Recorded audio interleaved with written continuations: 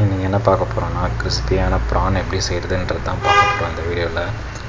First ப்ரானை வாங்கிட்டு ஃபுல்லாக அதில் மஞ்சள் தூளை போட்டு நல்லா கழுவி வாஷ் பண்ணுறேன். வாஷ் பண்ணி ஃபுல்லாக எடுத்ததுக்கப்புறமேட்டு கண்டிப்பாக ஒரு 3 நாள் தண்ணியில் அதை அலசணும். அதை முடித்ததுக்கப்புறமேட்டு மிளகாத்தூள், அதுக்கப்புறம் பார்த்திங்கன்னா உங்களுக்கு கரம் மசாலா, அதுக்கப்புறம் மீன் வறுவல் மசாலா இருக்கும். ஸோ ப்ரானுக்குன்னு தனியாக எதுவும் வாங்கணும்னு அவசியம் இல்லை, அதையே கூட நீங்கள் மிக்ஸ் பண்ணிக்கலாம். மிக்ஸ் பண்ணிவிட்டு மசாலா எந்த அளவுக்கு ப்ரானில் ஒட்டணுமோ அந்தளவுக்கு நல்லா போட்டு நம்ம கையில் இது பண்ணணும். கூடவே உப்பும் இஞ்சி பூண்டு பேஸ்ட்டும் ஆட் பண்ணிக்கணும். ஆட் பண்ணிவிட்டு நல்லா மசாலா ஒட்டுற அளவுக்கு நல்லா மிக்ஸ் பண்ணிகிட்டே இருக்கணும். மிக்ஸ் பண்ணதுக்கப்புறம் பார்த்திங்கன்னா உங்களுக்கு சப்போஸ் ஷார்ட் டைமில் எனக்கு ரெடி ஆகணுன்ற மாதிரி நினச்சிங்கன்னா நீங்கள் ஃப்ரிட்ஜில் கூட ஃப்ரீசரில் ஒரு 15 மினிட்ஸ் கூட வச்சுக்கலாம். ஒரு 15 மினிட்ஸ் அந்த மாதிரி வச்சிங்கன்னா கூட கொஞ்சம் இன்னும் நல்லா டீப்பாக மசாலா ஒட்டிடும். ப்ளஸ் உங்களுக்கு ஃப்ரை பண்ணுறதுக்கும் கொஞ்சம் ஈஸியாக இருக்கும், நல்லாவே வெந்துடும். மசாலா ஒட்டினா தான் உங்களுக்கு அந்த டேஸ்ட்டுமே நல்லா தெரியும்.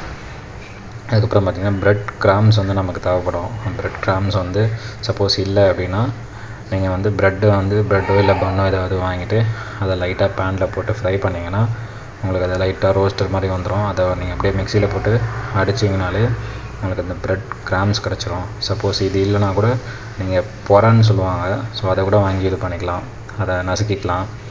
அதுக்கப்புறம் தனியாக ஒரு பவுலில் பார்த்திங்கன்னா முட்டை, அதில் மசாலா, அதாவது சேம் தான் மஞ்சள், அதுக்கப்புறம் பார்த்திங்கன்னா உங்களுக்கு மஞ்சள், மிளகாத்தூள், உப்பு லைட்டாக மிக்ஸ் பண்ணிவிட்டு அதையும் நல்லா பீட் பண்ணிவிட்டு எல்லாமே தனியாக எடுத்து வச்சுருங்க.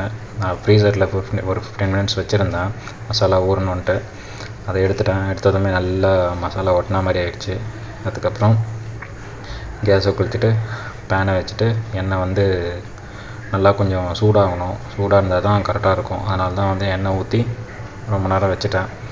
நல்லா எண்ணெய் சூடாகிற வரைக்கும் ஆகட்டும்னு சொல்லிவிட்டு சூடானதுக்கப்புறமேட்டு அந்த ப்ரானை எடுத்து அந்த முட்டையோட இதில் ஒரு டிப்பும் ப்ளஸ் உங்களுக்கு அந்த கிராம்ஸில் ஒரு டிப்பும் பண்ணிவிட்டு அதை எடுத்து அப்படியே ஃப்ரை பண்ண ஆரம்பிச்சிட்டேன். அப்படியே ஒன்று ஒன்றா தனித்தனியாக பண்ணி போடணும். உங்களுக்கு அப்போ தனித்தனியாக கிடைக்கும். மொத்தமாக எடுத்து ப்ரான் தானே அப்படின்னு சொல்லிட்டு மொத்தமாக போட்டோம்னா உங்களுக்கு அது தனித்தனியாக வராது, ஒன்றோட ஒன்று ஒட்டிக்கிட்டு ஒரு மாதிரி மொத்தமாக மெஜ்ஜான மாதிரி ஆகிடும். எந்த அளவுக்கு டைம் எடுத்து தனித்தனியாக நீங்கள் போட்டு எடுக்கிறீங்களோ உண்மையாகவே அது அவ்வளோ நல்லா வரும். ஸோ அதை மட்டும் பார்த்து பக்காவாக பண்ணணும். ஸோ அதில் பொறுமை ரொம்ப முக்கியம். பொறுமையாக ஹேண்டில் பண்ணால் மட்டும்தான் இந்த மாதிரி ப்ரான் தனித்தனியாக தெரியும்.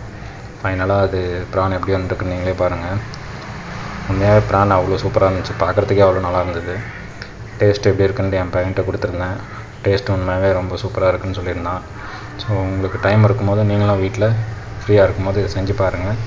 உண்மையாகவே ரொம்ப நல்லாயிருக்கும். தேங்க்ஸ் டு வாட்சிங். தேங்க்யூ.